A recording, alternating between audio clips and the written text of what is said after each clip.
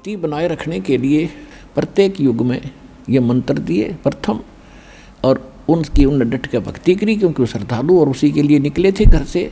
तो उन्होंने खूब भक्ति की, उनसे सिद्धियाँ भी साथ इसमें पैरेलल आ जाती हैं। सूक्ष्म वेद में लिखा है कि शब्द महल में सिद्धि 24 और हंस बिछोड़े विश्व बीसा। हमारे इस मंत्र के अंदर 24 सिद्धियाँ आ जाएंगी, और यहाँ के भगत और संत तो एक आधी सिद्धि प्राप्त करके हल्दी की गांठ प्राप्त करके अपन सारी बन जाते हैं। तो ये सिद्धि आपको बर्बाद कर देंगी, इन सिद्धियों की आवश्यकता नहीं है। एक समय एक सिद्ध पुरुष के 2 शिष्य थे, और उसने बता रखा था कि तुम ऐसी साधना करो, ऐसी साधना करने से तुम्हें सिद्धियां प्राप्त होंगी और जगत में तुम्हारी महिमा हो जाएगी।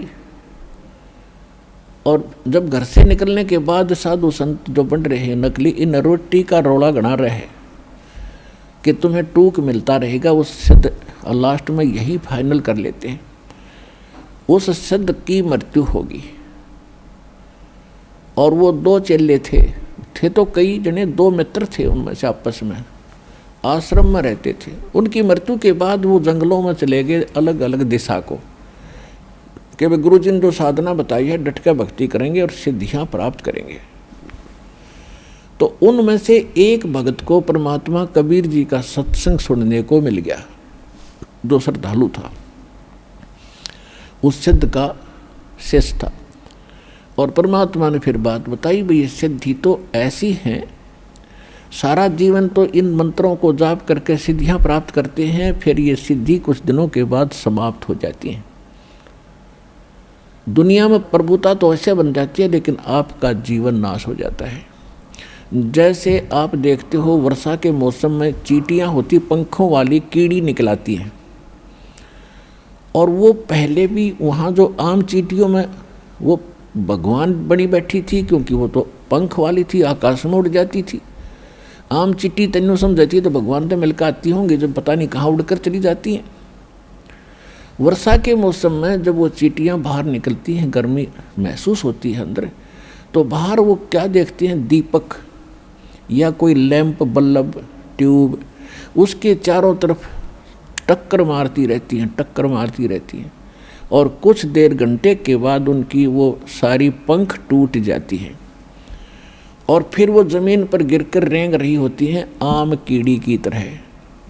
यानी वो पंख टूटने के बाद वो चींटी की चींटी हैं, पहले भी चींटी ही थी, उनका भ्रम हो गया था, आकाश में उड़कर पता नहीं के पा लिया। ऐसे ही ये सिद्ध पुरुष है जो सिद्धियां प्राप्त कर लेते हैं, तो आम जनसाधारण से ऐसा लगता है तो वह भगवान से मिलाए होंगे। एक सिद्धि आकाश से उड़ जाई, एक सिद्धि जल पैर न लाई, एक सिद्धि कुछ खाव न पीवे, एक सिद्धि जो बहुत दुख दीवे, एक सिद्धि तन हंस नहीं आ रहा।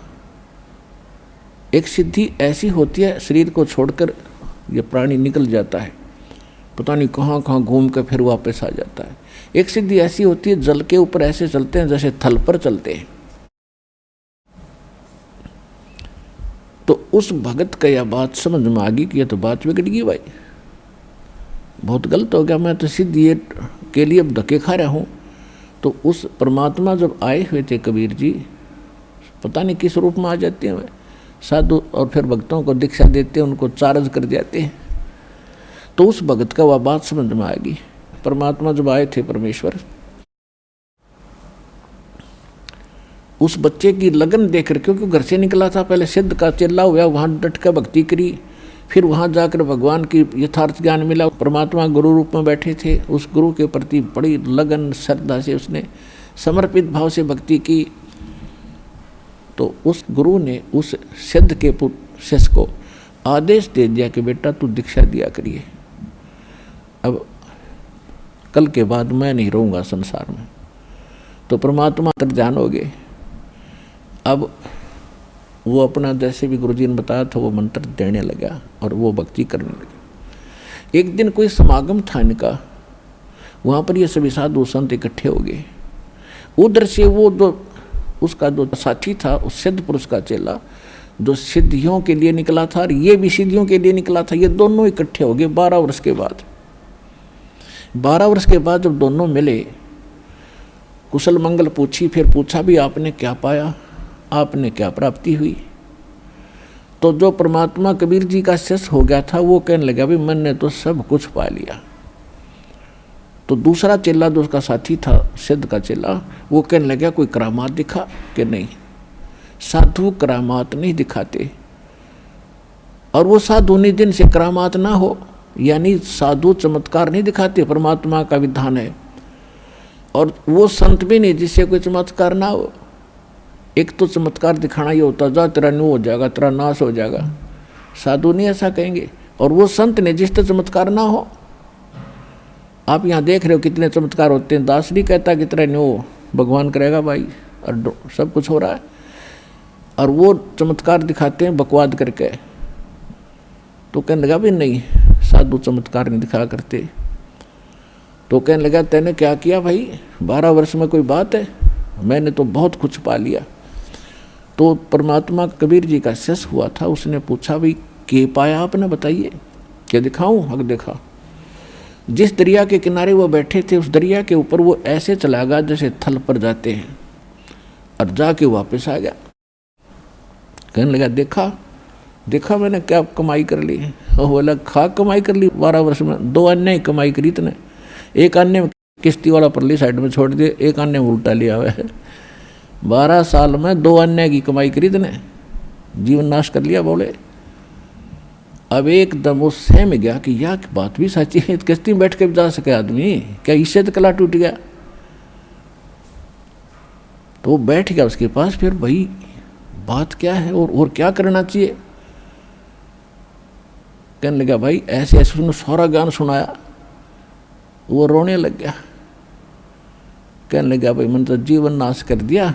और वो कौन है वो संत जिसने आपको ऐसा ज्ञान दिया, वह मुझे भी बता, मैं भी उसका शिष्य बनूंगा।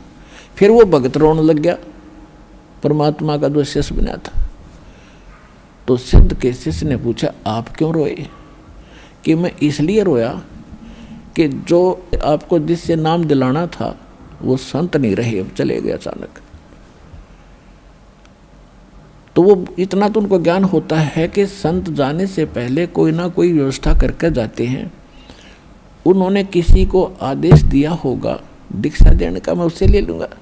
कि जिसको उन्होंने आदेश दिया उसे तू दीक्षा नहीं ले, क्योंकि कारण क्या था कि जो सिद्ध के वो शिष्य थे दोनों, इनमें जूनियरिटी सीनियरिटी बहुत दिन तो चल रही है। वो पहले शिष्य बना था जो 12 वर्ष डले डोग एक सिद्धि सीखी थी, और जो परमात्मा का भगत बना वो बाद में उस सिद्ध का शिष्य बना था, वो सीनियर था उससे। और वो भगत जो परमात्मा का बना वो जूनियर था। तो ये जूनियर सीनियर की बीमारी और आग लग रही सब जगह। तो कहने लगा भाई जिसको वो आदेश दे गए ना, आप उससे दीक्षा नहीं ले सकते। तो सिद्ध के चेले ने कहा भाई ऐसी कौन सी बात है, क्यों ना लूँगा, मैं नाम लूँगा, अपना कल्याण करवाना मैंने। तो उसने बताया कि भाई इस दास को आदेश करके गए हैं वो नाम देने का, और तू मेरे से सीनियर है, ये तेरी नाड़ मुड़े को नहीं, और नाड़ मुड़े बिना यूँ काम चले नहीं, तेरी गर्दन नहीं मुड़े। ने बोला यह कैसे कह दिया आपने? अरे इससे बढ़िया और क्या बात होगी, दोनों मित्र। तो आप मेरे गुरु में आपका चेला, आज से आपका दास आपका चेला है। और चरणों में माथा टेक दिया, कल्याण नाम दे मुझे।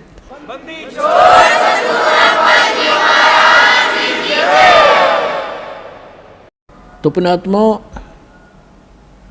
कहते हैं वक्त पर है सौदा करे, और बाढ़ में जाओ वो नकली ज्ञान है।